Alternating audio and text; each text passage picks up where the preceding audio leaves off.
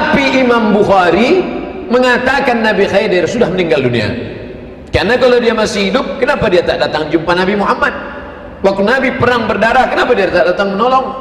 Ditambah lagi hadis mengatakan, setelah 100 tahun setelah aku mati, semua yang di atas muka bumi ini meninggal, kata Nabi Muhammad. Maka Imam Bukhari berpendapat bahwa Nabi Khidir sudah meninggal, dan saya condong kepada itu. Saya condong kepada pendapat Imam Bukhari. Pertama, karena dia ahli hadis, jurusan saya hadis. Yang kedua, supaya orang tidak mengaku sikit-sikit jumpa Nabi Khidir. Di antara bimbingannya bertemu dengan hamba yang saleh yang kemudian konon disebut dengan Khidir. Ya. Siapa hamba yang saleh ini? Para ulama bersepakat, sebagian besar ahli tafsir menyebutkan bahwa beliau itu seorang nabi, walaupun tidak diangkat menjadi rasul. Ya. Nabi Khidir, sang pengembara abadi, guru para nabi dan penjaga rahasia ilahi. Pernahkah kamu membayangkan bahwa di suatu tempat di dunia masih ada sosok yang hidup ratusan bahkan ribuan tahun lamanya, sosok yang tidak terikat oleh waktu, tidak dikenal oleh manusia kebanyakan, tapi selalu muncul dalam peristiwa-peristiwa penting dalam sejarah para nabi dan wali. Sosok ini tidak menampakkan diri di istana megah atau tempat ramai, tapi hadir dalam kesunyian, membawa pesan, membimbing para pencari hakikat. Ia dikenal dengan satu nama yang penuh misteri, yaitu Khidir. Siapa Nabi Khidir? Nama Khidir berasal dari akar kata khadirah yang berarti hijau. Dikisahkan bahwa dimanapun ia berdiri atau duduk, tanah di sekitarnya akan tumbuh hijau dan subur, simbol kesegaran ilmu dalam kehidupan.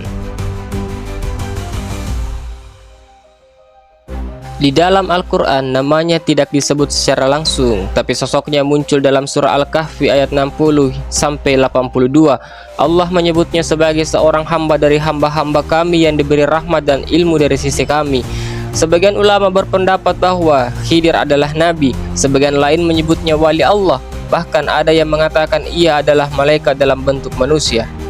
Khidir bukan sekadar tokoh sejarah, ia adalah manifestasi dari ilmu yang tidak bisa dicapai oleh logika, ilmu laduni, ilmu ilahiyah, ilmu yang langsung diberikan oleh Tuhan kepada hamba pilihannya. Nabi Musa mengira ia adalah manusia paling berilmu. Allah menegurnya dan menyuruhnya mencari seorang hamba yang lebih berilmu darinya. Musa membawa ikan sebagai tanda petunjuk, dan setelah ikan itu hidup kembali dan melompat ke laut, Musa tahu ia telah sampai. Disinilah ia bertemu Khidir dan meminta untuk belajar darinya. Khidir menjawab, "Sungguh kamu tidak akan mampu bersabar bersamaku." 3 peristiwa besar terjadi. Yang pertama, merusak perahu milik nelayan miskin, ternyata untuk menyelamatkan perahu itu dari raja zalim. Yang kedua, membunuh anak kecil, karena anak itu akan menjadi penyebab kehancuran orang tuanya di masa depan. Yang ketiga, mendirikan dinding di desa yang pelit, karena di bawah tembok itu ada harta milik anak yatim. Ketiganya adalah bentuk pelajaran bahwa tidak semua yang terlihat buruk itu benar-benar buruk. Terkadang rahmat tersembunyi di balik musibah.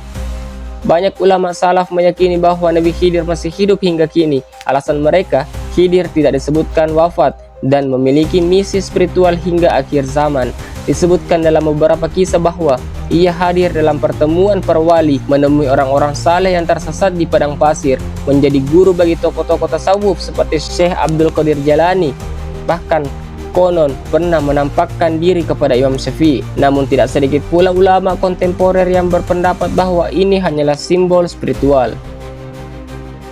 Dalam dunia tasawuf, Khidir adalah tokoh penting. Ia dianggap sebagai pembimbing rohani, khususnya bagi para wali yang telah mencapai maqam makrifat. Dalam konsep tarekat, Khidir disebut sebagai murabbi gaib, pembimbing dari alam yang tidak tampak. Wali Songo dalam beberapa riwayat menyebut bahwa mereka mendapat petunjuk gaib dari Khidir. Dalam sejarah Syekh Siti Jenar yang kontroversial, nama Khidir juga disebut dalam kaitan ilmu hakikat. Bahkan dalam tarekat Naqsyabandiyah dan Qadiriyah terdapat kisah-kisah pertemuan murid dengan Khidir dalam mimpi atau zikir yang mendalam. Selanjutnya, kisah-kisah mistik pertemuan dengan Khidir. Yang pertama, seorang pengembara tersesat di tengah padang gurun ditolong oleh lelaki misterius yang menghilang seketika setelah menunjukkan jalan. Belakangan diketahui itu adalah Khidir. Selanjutnya, seorang alim bermimpi mendapat pelajaran tafsir dari sosok berjubah hijau. Setelah bangun, ia mendapati tafsir itu benar, padahal belum pernah ia pelajari sebelumnya.